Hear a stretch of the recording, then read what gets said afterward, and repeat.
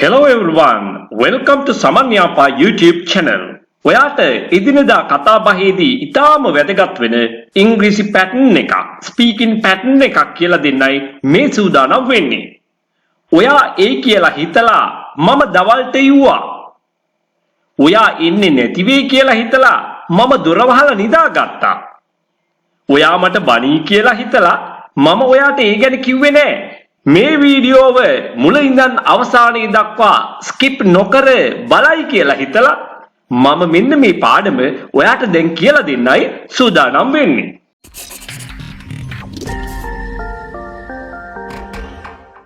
ඔයා එයි කියලා හිතලා අපි මෙතනදී භාවිතා කරනවා thinking that කියන phrase එක. හොඳින් මතක තියාගන්න අපි පාවිච්චි කරන්නේ thinking that. ඔයාලා එයි කියලා හිතලා මම දවල්ට ඉව්වා. I cooked for lunch. මම ඉව්වා දිවා ආහාරය සඳහා. I cooked for lunch. මතකනේ මේ වචනේ උච්චාරණය කරන්නේ cooked හල් තයන්න at කියන ශබ්දයෙන්. I cooked for lunch. එහෙම නැත්නම් ඔයාට කියන්න පුළුවන් කෙලින්ම I prepared lunch. I cooked lunch. ওই විදිහට ගන්නත් පුළුවන්. I cooked for lunch thinking that you would come. I cooked for lunch thinking that you would come. ඔයා එන්නේ නැති වෙයි කියලා හිතලා මම දොර වහලා නිදා ගන්න ගියා. I closed the door. I closed the door and went to bed. Went to bed means went to sleep. Thinking that you wouldn't come. I closed the door and went to bed. Thinking that you wouldn't come. ඔයාලා එන්නේ නැති වෙයි කියලා හිතලා මම දොර වහලා නිදා ගන්න ගියා. I closed the door and went to bed thinking that you wouldn't come. ඔයා මට බනී කියලා හිතලා මම ඔයාට බොරු කිව්වේ. I lied. lie බොරු කියනවා. Don't lie to me. මට බොරු කියන්න එපා. Don't lie to me. මට බොරු කියන්න එපා. ඉතින් ඕකම තමයි අපි අර කියන්නේ don't tell lies කියලා. Don't tell lies කියලා. ඒ අදහසගෙන දෙන තවත් ක්‍රමයක්. ඉතින් අපි යන්නේ ක්‍රියාව කෙලින්ම පාවිච්චි කරලා තමයි මෙන්න මේ phrase එක හදාගන්නේ, මේ වාක්‍ය හදාගන්නේ. I lied. I lied to you thinking that you would blame me. Blame means scold. ඔයා මට බනී කියලා හිතලා මම ඔයාට බොරු කිව්වේ. I lied to you thinking that you would blame me. ඔයා කන්නේ නැති වෙයි කියලා හිතලා මම ඉුවේ නෑ. ඔයා කන්නේ නැති වෙයි කියලා හිතලා මම ඉුවේ නෑ. I didn't cook thinking that you wouldn't eat. I didn't cook thinking that you wouldn't eat. වහී කියලා හිතලා මම එහෙ ගියේ නෑ. වහී කියලා හිතලා මම එහෙ ගියේ නෑ. I didn't go there. I didn't go there thinking that it would rain. I didn't go there thinking that it would rain. ඔයා ඒ කියලා හිතලා අපි බලාගෙන හිටියා.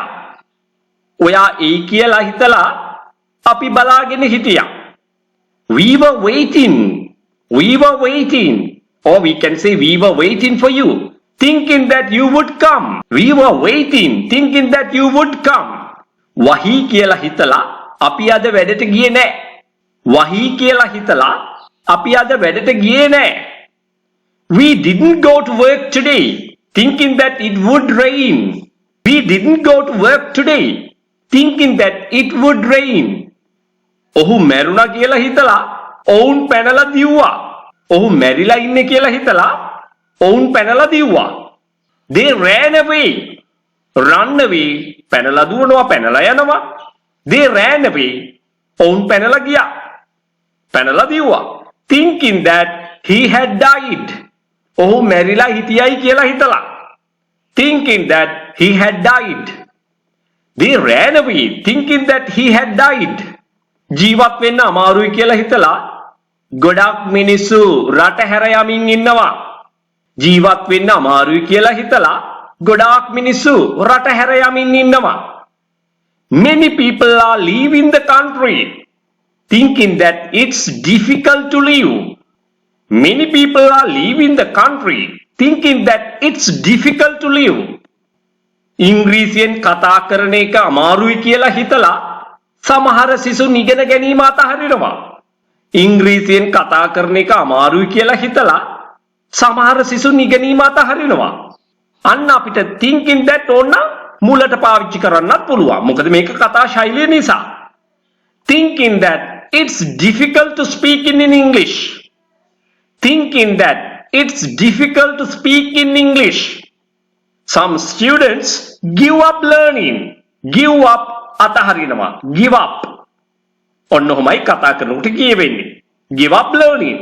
ඉගෙනීම අතහරිනවා. Thinking that it's difficult to speak in English. Some students give up learning. Or else you can say, some students give up learning, thinking that it's difficult to speak in English. මේ විදිහට අගමුල මාරු කරලා කියන්නත් පුළුවන්. නැවත වතාවක් කියමු. Some students give up learning, thinking that it's difficult to speak in English. එයාලගේ බල්ලා හපයි කියලා හිතලා අපි ඇතුළට ගියේ නෑ.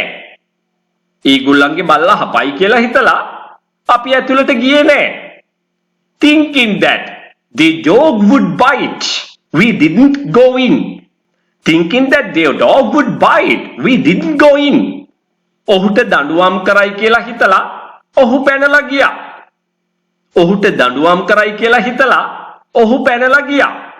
මෙන්න මෙතනදී අපිට පැසිව් වොයිස් වාක්‍යයක් ලියන්නත් සිද්ධ වෙනවා. ඔහුට දඬුවම් කරයි කියලා හිතලා තවත් පාර්ශවයක් විසින්. Thinking that he would be punished, he ran away. Or else you can say, he ran away thinking that he would be punished. He ran away thinking that he would be punished. ඔහුව මරයි කියලා හිතලා ඔහු පලා ගියා. ඔහුව මරයි කියලා හිතලා ඔහු පලා ගියා. Thinking that he would be killed. අන්න එතනදී passive voice ඕන වෙනවා. ඔහුව මරාවි කියලා හිතලා. Thinking that he would be killed, he fled. Flee, fled, fled. Flee, fled, fled. Flee පලා යනවා. තවත් flee එකක් තියෙනවා. මැක්කා, බලු මැක්කා. අන්න ඒකටත් අපි කියන්නේ flee කියලා. නමුත් අකුරු ටික වෙනස්. මේ අතරතුර ඒ වගේ වචනයකුත් පාඩම් කරගන්න.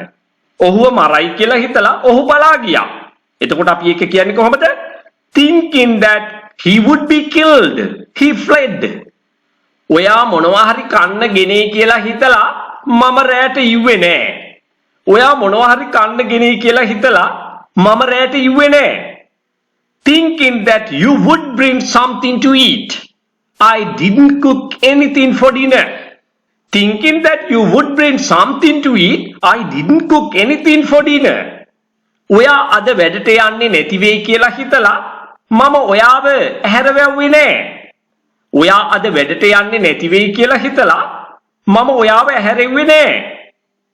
Thinking that you wouldn't go to work today, I didn't wake you up. Thinking that you wouldn't go to work today, I didn't wake you up. ඔයා අද එයි කියලා හිතලා මම කෝල් කළේ නෑ. ඔයා අද එයි කියලා හිතලා මම කෝල් කළේ නෑ. Thinking that you would come today, I didn't ring you up. Thinking that you would come today, I didn't ring you up. Call එකක් ගන්නකොට විවිධ යෙදුම් අපි පාවිච්චි කරනවා. විවිධ වචන පාවිච්චි කරනවා. එතෙන් විට phrasal verbs. ring up. අපිට කියන්න පුළුවන් ring කරනවා ring.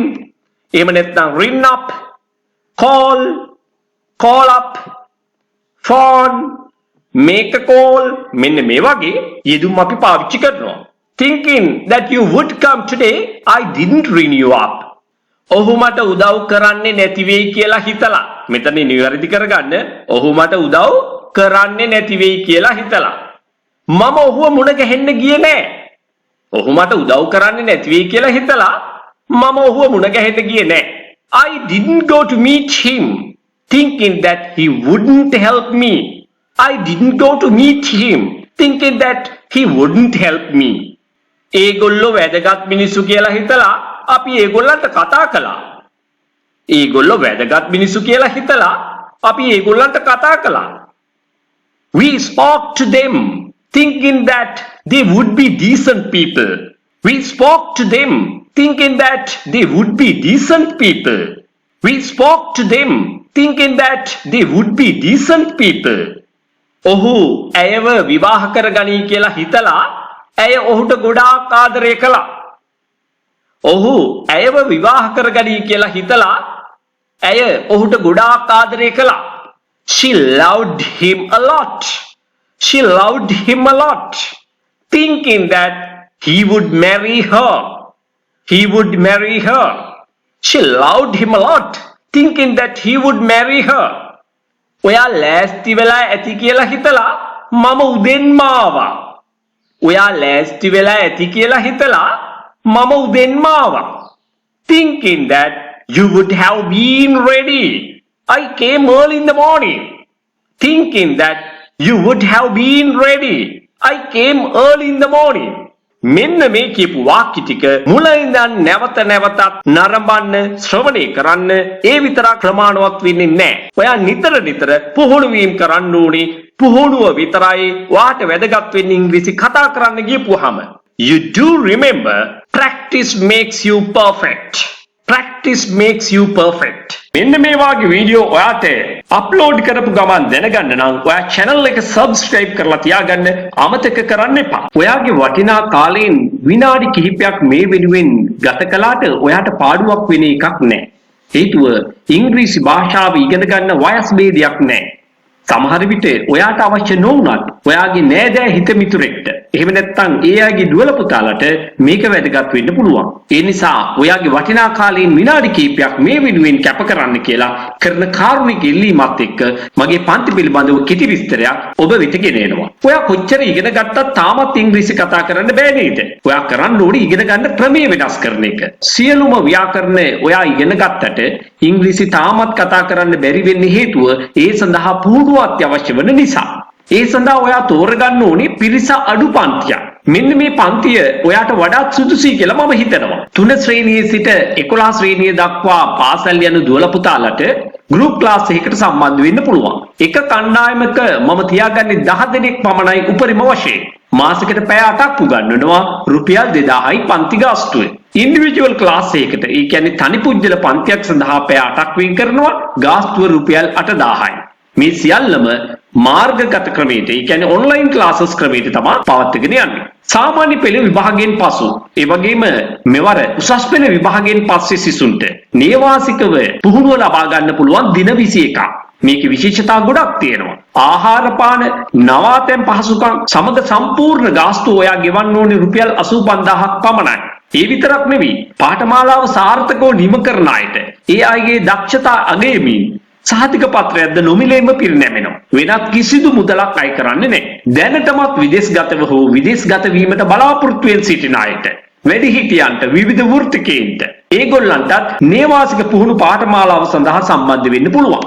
ආහාර පාන නවාතැන් පහසුකම් මේ සියල්ල සඳහාම ගෙවිය යුත්තේ රුපියල් 85000ක් පමණයි. පාඨමාලාව සාර්ථකව නිම කරන අයට සහතික පත්‍රයක්ද පිරිනැමෙනවා. මේ නේවාසික පුහුණු පාඨමාලා සඳහාද බඳව ගන්නේ උපරිම වශයෙන් එක කණ්ඩායමකට 10 දෙනෙක් පමණයි. ඒ වගේම වැඩිහිටි අයටත් ඔන්ලයින් ක්ලාසස් පැවැත්වෙනවා. එක කණ්ඩායමකට උපරිම වශයෙන් බඳව ගන්නේ 8 දෙනෙක් පමණයි. ගාස්තුව මාසිකව රුපියල් 3000යි. ගෲප් ක්ලාස් එකකට සම්බන්ධ වෙන්න බැරි අයට තනි පුජ්‍යල පන්තියක් ඉන්ඩිවිජුවල් ක්ලාස් එකක් ඇරේන්ජ් කරගන්න පුළුවන්. මාසෙකට පැය 8ක්ම දෙනවා. රුපියල් 10000ක් පමණයි අය කරන්නේ. ඔයාට කැමති වේගයෙන් ඔයාට කැමති විදිහට ඉගෙන ගැනීමේ අවස්ථාව ලැබෙනවා. ඉතාලම අඩු මුදලකට ඔයාට උගන්වන්නත් පුළුවන්. එහෙමනම් එක පන්තියක අවම වශයෙන් 100 දෙනෙක්වත් දාගන්න ඕනේ. එතකොට සිද්ධ වෙන්නේ ඔයාට හුදෙක් දේශනයකට සවන් දෙන්න විතරයි. ඔයාට මාත් එක්ක කතා කරන්න ඉංග්‍රීසි කතාව පුහුණු වෙන්න කිසිම අවස්ථාවක් ලැබෙන්නේ නැහැ. එහෙමනම් ඒ තුලින් ඔයාගේ ඉංග්‍රීසි කතා කිරීමේ හැකියාව දියුණු කරගන්න කිසිසේත් හැකි වෙන්නේ නැහැ. අන්න ඒ නිසා තමයි මේ සියලුම පන්ති සඳහා කුඩා කණ්ඩායමක් පමණක් බඳව ගන්නෙ. පුහුණුව වැඩි වෙන තරමට කතා කිරීමේ හැකියාව අනිවාර්යයෙන්ම ඇති වෙනවා. මම මුලින්ම කිව්වනේ ඔයාට තාමත් ඉංග්‍රීසි කතා කරන්න බැරි වෙන්න හේතුවක් තියෙනවා. ඒ නිසා ඔයා ඉගෙන ගන්න ක්‍රමය වෙනස් කරන්න. ඔයා මාත් එක්ක එකතු වෙන්න කැමති නම් දැම්මම තිරේ දිස්වන අංකයට WhatsApp පණිවිඩයක් යොමු කරන්න. මේ පණිවිඩය ඔයාට වැදගත් නොවුනත් ඔබේ නෑදෑ හිත මිත්‍රයෙකුට වැදගත් වෙන්න පුළුවන්. ඊගොල්ලන්ගේ දුවලා පුතාලට වැදගත් වෙන්න පුළුවන්. ඒ නිසා මේ පණිවිඩය හැකිතාක් දුරට ෂෙයා කරන්න. Thank you everyone.